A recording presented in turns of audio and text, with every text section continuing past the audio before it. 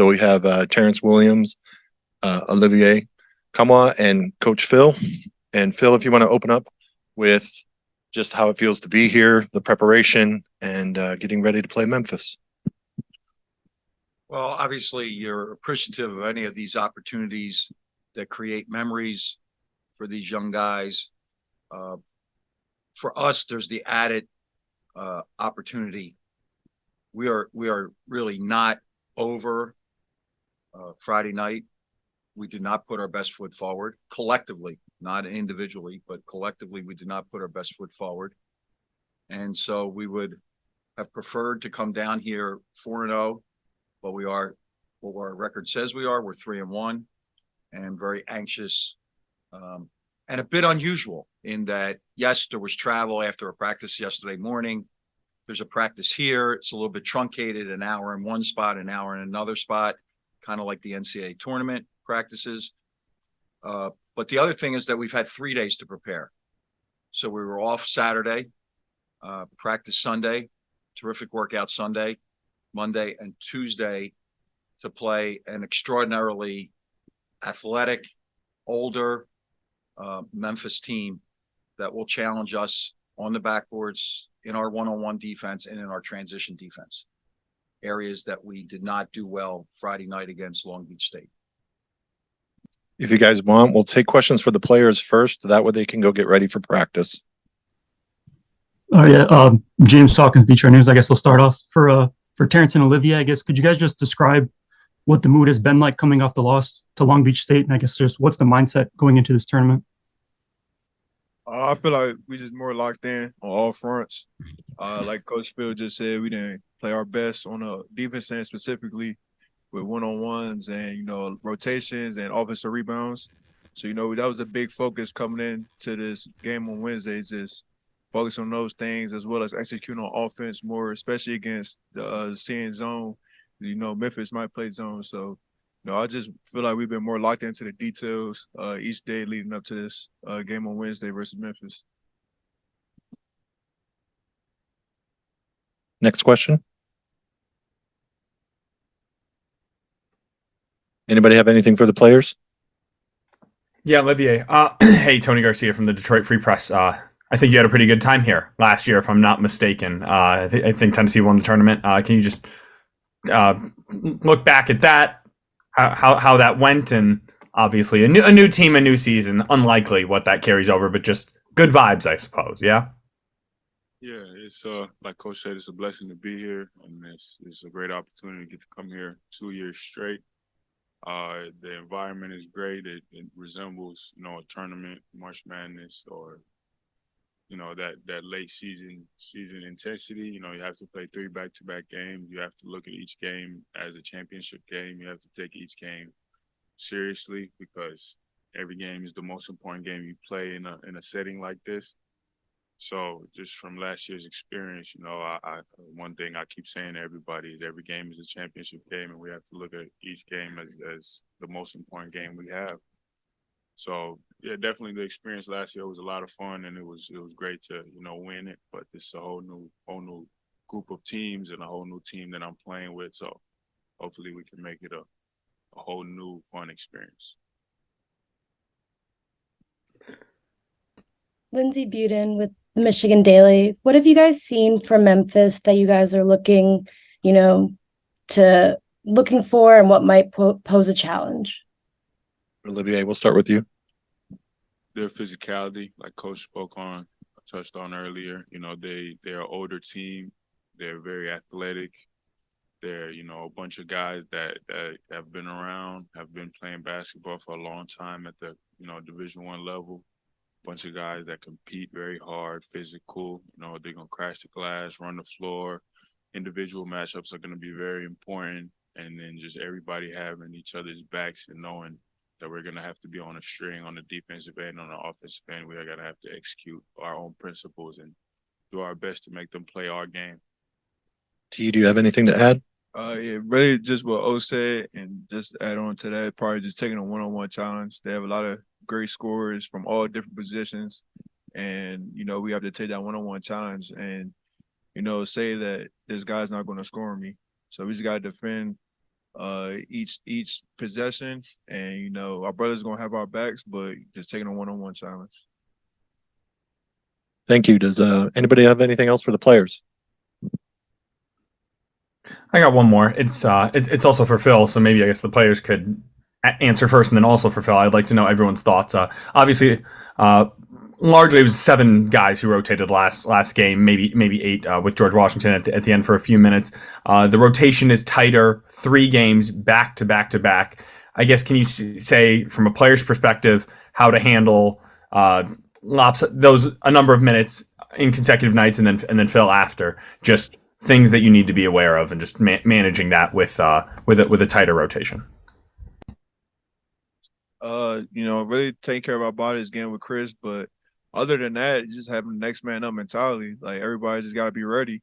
You don't know when your number is going to be called, and specifically with these 3 back-to-back games, your number most likely will get called because of the minute load and the intensity of each game. So I feel like each player just needs to be ready to for when they come in and just be locked in on both ends of the floor.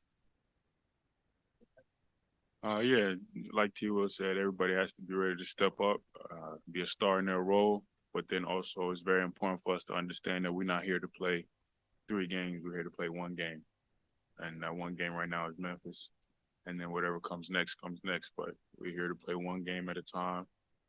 There's no need to worry about load management for the next game. There's no need to worry about what your minutes are going to look like tomorrow. We have to do what we have to do on Wednesday. And then whatever comes after that is what we get ready for after we handle business.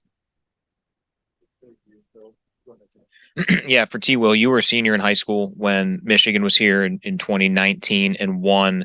How do you remember watching that stretch, and how much did that influence? That was I think 5th, 6th, and 7th games of Coach Howard as the head coach. What did those games watching help to kind of push you maybe to commit to Michigan? Yeah, I feel like that tournament that year, I feel like that was the biggest thing that made me commit.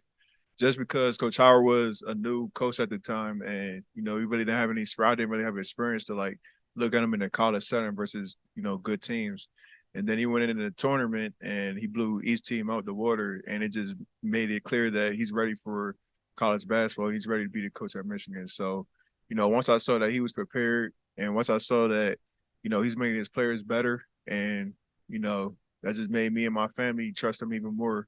So, I feel like that was one of the biggest things that helped me commit it, just seeing him, show that about himself and that he's ready for this type of environment.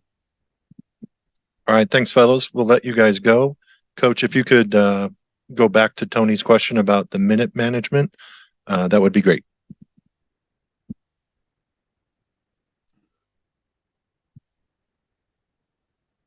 Well, the first is a bigger picture item. This is very, very unusual, right? It only happens one other time all year, and that would be the Big Ten tournament. Even the NCAA tournament, you have a day off, and they manage your hours, and if you have 30 hours or 36 hours between games.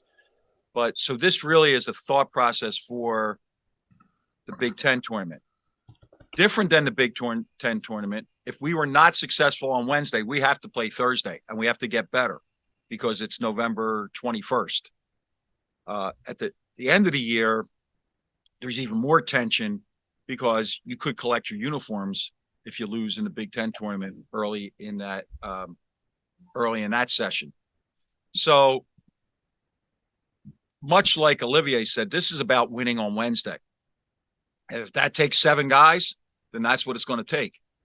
If we stretch it out and you manage to maneuver minutes for a George Washington or a Yo-Yo, if Jalen Llewellyn is ever coming back, he is coming back, but if he was to come back this tournament, which he's not, but those kind of guys are the next stretch in the rotation. So there's not a thought process for tomorrow to say, well, we really have to hold off Olivier's minutes because will he get back on Thursday? No, you have to have faith in Chris Williams. You have to have also faith in the players. And there is an advantage to playing at night, which we are if you follow the schedule out. There's also a disadvantage because, I mean, it is as beautiful a day as you can imagine. And they're looking outside at people sitting around pools and sitting on beaches and that kind of thing. They have to sacrifice now so that they can enjoy it later. But I'm not concerned. John Sanderson has done a wonderful job in making sure these guys are well conditioned. Chris Williams will have them respond through cold tubs, hot tubs, contrast baths, whatever it takes to have everybody ready for Thursday, either at 5 o'clock or 6:30 or 6 or 7:30. I'm not sure of the times on Thursday, but you just take it for this game. We want to win our next game, which is Wednesday. Any additional questions for Coach? Yeah, I have one. Hey, Phil, Andrew Kahn, I'm live. Did Juwan make the trip? Juwan is here. And I would say the economy at Atlantis has welcomed him. Will he be on the bench in this event? I don't know that. Okay. And I'm not trying to be coy. Understood. There are. Anybody have anything else? He has also watched as much Memphis tape as anybody else. It's my scout, but he is fully engaged. Fully engaged. Thanks. Yeah, I have a couple. James Hawkins, Detroit News. Phil, after the loss to Long Beach State, you said you weren't really going to know till Sunday. I guess how the team responded to that loss. I guess just what have you seen from the team since then? That's a really great question. I thought Sunday's practice was really good. Yesterday we practiced in the morning before we got on the plane. And so part of me, and I'm not a conspiracy guy or I'm not a glass half empty guy. Some of it for me has to do with, did we learn our lessons from Friday, or was there the excitement about leaving campus and playing in this terrific tournament? I hope that we learned our lesson, but I don't know that for sure. I'm not saying we haven't. I'm not saying we have. The preparation on Sunday was for Memphis, and the preparation on Monday was for Memphis, but then you're traveling. So has it really, really, really settled in? I will raise my hand and say to you, last night we were on our way to a team dinner and I was looking at my phone, scrolling through some scores, and I saw that Long Beach lost last night. And I also saw and made everybody aware that the young guy that put 35 on our heads, all of our heads on Friday, had 5 last night. So that's got to irk you. It really does irk you that they lost last night. So the challenge is here is Memphis. Was the lesson learned? When the ball goes in the air, we'll find out. I guess just sticking with the lessons learned, I guess, what do you hope the team learned, like defensively? I guess, what have you been harping on, the last couple of days that you guys need to correct or fix if you want to make a run in the tournament? Guard someone.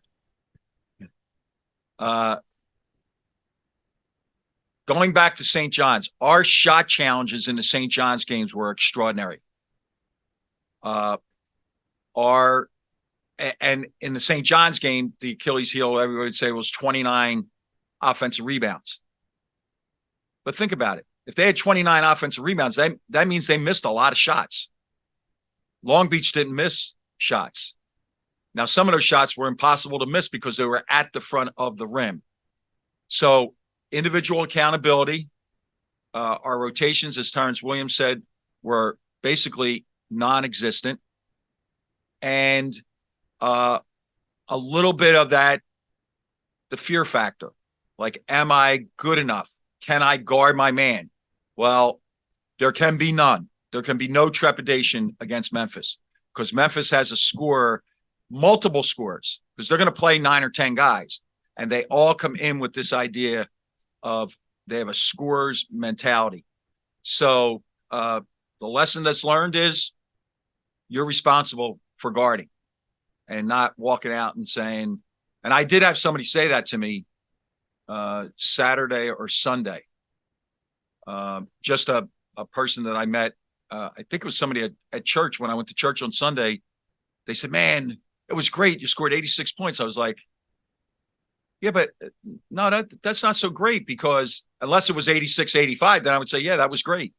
But when the other team scores more than you, that's not great offense. So, lesson learned is guard your man. Guard your man. Anybody have anything else for Coach? I guess just one quickly. Sorry, one more. Tony Garcia, Detroit Free Press. Is being a Division I coach officially as easy as your son made it look? Got a big upset. Looked like. That was really cool.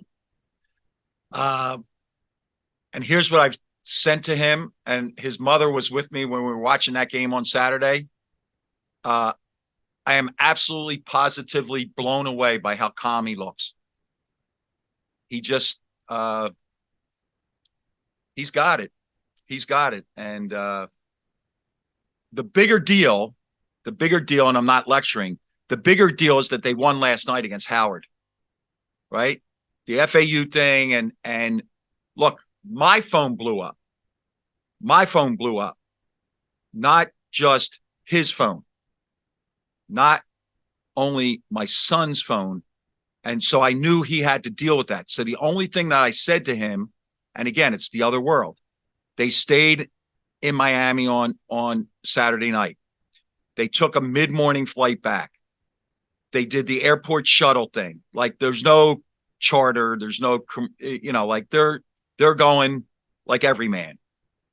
They got back to campus. Howard was already on their campus that had already practiced. Bryant then went in, practiced, and then they had to go win a game where everybody's telling you this is the greatest thing that's ever happened in the game of the basketball since Bird and Magic, right? Like, that's the kind of thing people are saying to my son and his players. And for them to go out and win for 40 straight minutes against an older team at Howard, that showed me a lot. And if I could, just for a moment, Matt Painter and Tom Izzo reached out to my son. So anybody out there that wants to say it's this awful, those are real dudes, man. Those are real dudes. They're friends of mine, but for them to take the time to reach out to my son with all that's going on, with all the games and everything like that, I'll never forget that. All right, Coach, we thank you. Have a good practice. Thank you. All right, thanks, everybody. We'll see you post-game.